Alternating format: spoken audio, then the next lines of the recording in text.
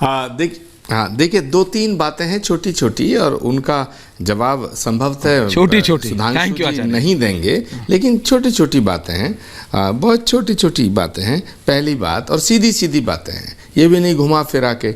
आप ये कहना चाहते हैं कि जो कांग्रेस पार्टी की शासन व्यवस्था थी वो गलत है, वो भ्रष्टाचार में डूबी हुई थी। आप ये कहना चाहते हैं कि आम आदमी पार्टी या जो पार्टियां आपके साथ नहीं हैं वो भ्रष्टाचारी भी हैं, वो देश के खिलाफ भी हैं, और वो अपने कमिटमेंट के प्रति ठीक नहीं है। आप ये कहना चाहते हैं तो मैं सीधा सीधा 3-4 सवाल आपसे पूछना चाहता हूँ। पहली बात, आपने अभी नेशनल चैनल पे ये कहा कि साहब हमने कोई भी केस रद्द नहीं किया है। अगर किसी नेता ने बीजेपी ज्वाइन की है तो वो सीबीआई का, ईडी का या इनकम टैक्स का यदि कोई केस उस पर था तो वो रद्द नहीं किया है। तो भाई अगर रद्द नहीं किया तो ठंडे बस्ते में डालने का पाप आप क्यों कर रहे हैं? आप ये संविधान का मजाक क्यों बना रहे हैं? तो ये स्वतः ही स्पष्ट हो जाता है कि आप कहीं ना कहीं फेवर ले रहे हैं और सरकार की एजेंसियों का गलत इस्तेमाल कर रहे हैं। और अगर ऐसा नहीं है तो मैं सीधा आपसे पूछना चाहता हूँ कि थोड़ा उन केसेस की प्रगति की रिपोर्ट, उनका स्टेटस क्या है? कि नारायण राणे जी हैं, उन पे जो केस दर्ज था उसका स्टेटस क्या है? मुख्यमंत्री जी आसाम हेमंत विश्वा शर्मा जी के केस का स्टेटस क्या है?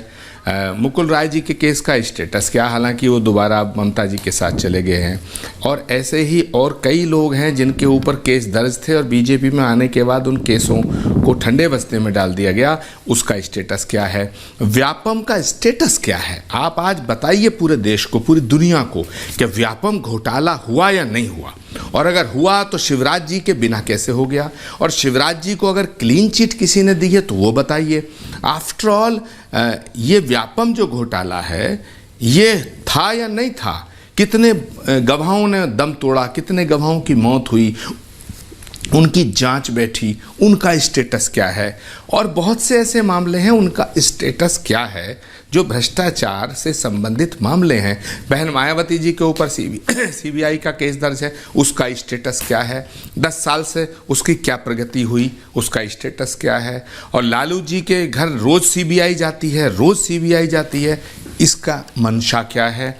और मुलायम सिंह जी के ऊपर भी और अखिलेश जी के ऊपर भी, मुलायम सिंह जी स्वर्गीय हो चुके हैं, उनके परिवार के ऊपर भी जो सीबीआई थी उसका स्टेटस क्या है? और कई ऐसे नाम मैं लूँगा कि उनमें सब में स्टेटस क्या। सुनिए, जगन रेड्डी जी के खिलाफ जो जांच चल रही थी उसका स्टेटस क्या है? महबूबा मुफ्ती के ऊपर जो आपने, महबूबा मुफ्ती अभी जिक्र कर रहे थे संजय सिंह जी, आपने उनको चीफ मिनिस्टर बनाया, तो उस पर आपकी राय क्या है?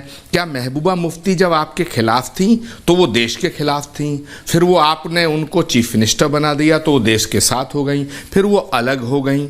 और आखिर में ये कहना चाहता हूँ मैं आपसे, मेरी करवद्ध प्रार्थना है कि जितनी पॉलिटिकल पार्टी हैं विपक्ष में जो आज सत्ता में नहीं हैं, उनके सारे नेता भ्रष्ट हैं, वो सारी पार्टी भ्रष्ट है, लेकिन 10 साल से आपकी पार्टी के किसी नेता ने भ्रष्टाचार नहीं किया। अभी बंगारू लक्ष्मण जी का जिक्र कर रहे थे, वो स्वर्गीय हो चुके हैं, मैं उन्हें, उनका नाम लेना भी नहीं चाहता, उनको घसीटना नहीं चाहता इसमें, लेकिन जो जिंदा हैं, भारतीय जनता पार्टी 130-140 करोड़ के इस देश के अंदर बीजेपी का कोई नेता, चाहे वो गोवा का हो, मेघालय का हो, नागालैंड का हो, छत्तीसगढ़ का हो और मध्य प्रदेश का हो, कहीं का हो, दिल्ली का हो, कहीं का हो, क्या वो बिल्कुल दूध के धुले हैं?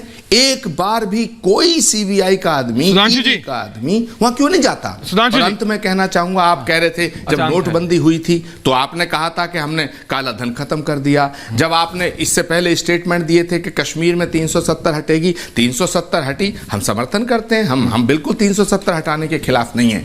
हम कहना चाहते हैं कि जो काम देश के हित में है उसकी प्रशंसा करेंगे, लेकिन सवाल खड़ा होता है, कांग्रेस ने अपोज किया था आचार्य जी, आपने कहा हम काला धन इससे खत्म होगा, आतंकवाद खत्म होगा। आतंकवाद खत्म नहीं हुआ, ऐश्वर्या मुझे बोलने दो, आतंकवाद खत्म नहीं हुआ। और आपने काला धन खत्म करने की बात की थी तो ये 10-10 करोड़ रुपया कैश, 20-20 करोड़ रुपया कैश, 100-100 करोड़ रुपया कैश, ये मिल कहां से रहा है? ये किसका है?